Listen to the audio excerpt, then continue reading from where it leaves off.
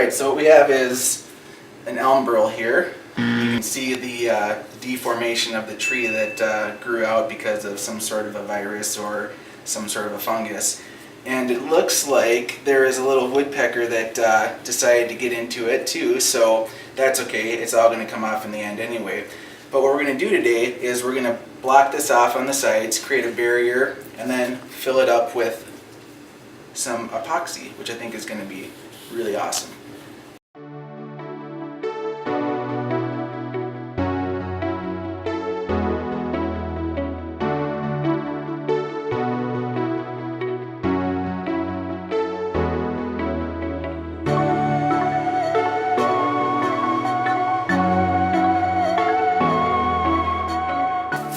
So epoxy is pretty straightforward. You've got your hardener and you've got the epoxy itself, an A and a B mixture. One thing to be very careful about with that is that you have the exact amounts of each. If you do not, it will not cure properly and it will look really bad. So this particular cup that I'm using is a pretty straightforward mixing cup, and it gives you a nice indication of milliliters and ounces. And for something like this, which isn't a very big crevice, it probably wouldn't take anything more than 6 ounces at the most. So what we're going to do is mix up 6 ounces here. The hardener always goes first.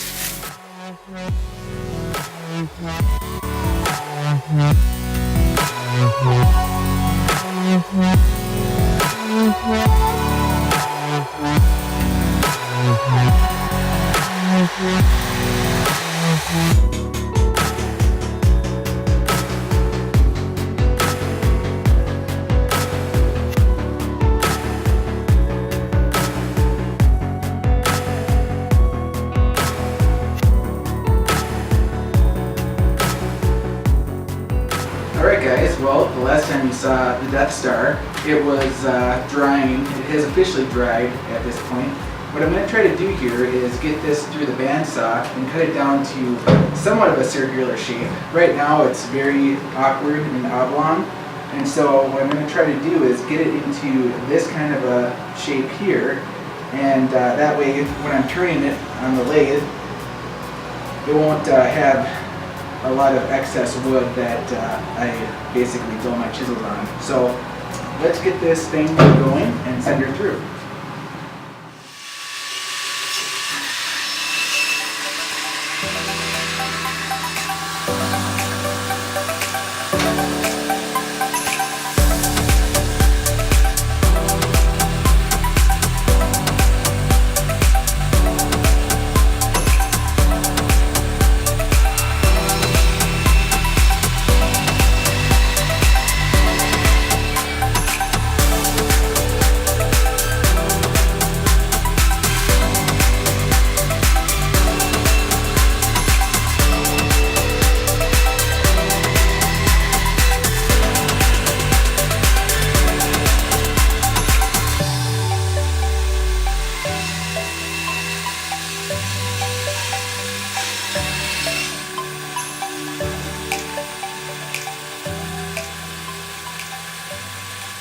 Alright, so what we're going to do here is get the piece of wood within 1/8 of an inch of clearance to the guard here, the guide, and lock it down.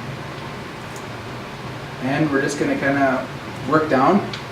This is going to be the base here of the bowl, and this will be the top.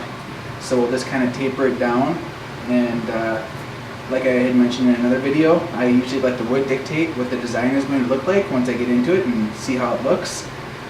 In any event, I do want to capture, if possible, this epoxy seam that's running at least partially the way, part of the way down, and I hope that it's deep enough to where it creates some really interesting designs and doesn't get just chewed up in the turning process.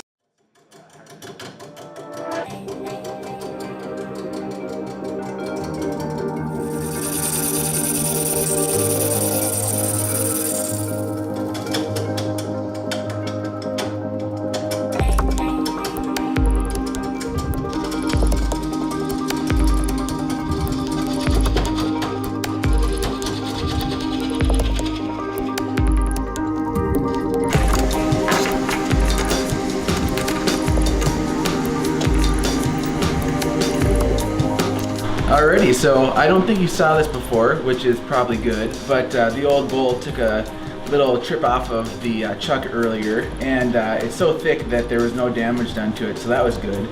But one thing I'm really glad that I did ahead of time was make the tenon so that I could hook it up into the chuck, because there's no way that this was going to turn based on the prior state it was in. So now we've got it in a good position to do some more fine work outside and then hollow it out more in the middle. And I just got done with the sanding to make this nice flat tenon, hooked it up in the chuck, and I think that we're ready to go.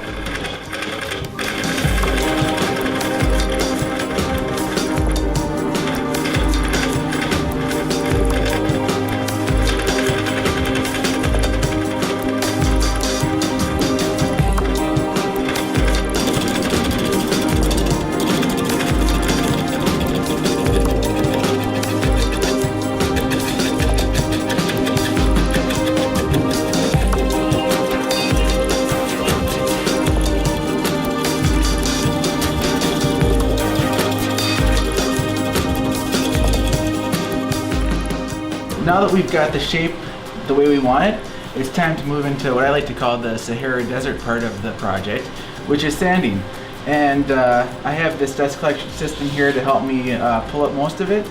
There's still going to be some ambient dust in the air. I just picked up a new air filtration system, which is awesome. But we're going to just give this a whirl here and see what beauty comes of it.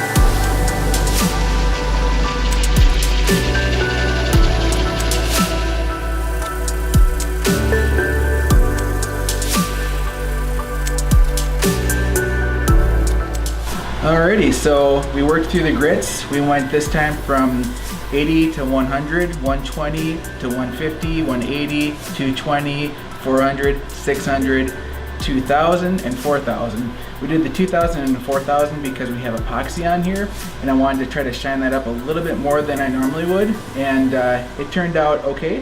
What I want to do at this point now is blow it out and get some of the dust out of these nooks and crannies with the compressor, and then I'm gonna cut this off the base, and the finishing touches are going to be pretty much sanding the bottom, maybe carving out a little bit of a cove to put my insignia, and this will be done.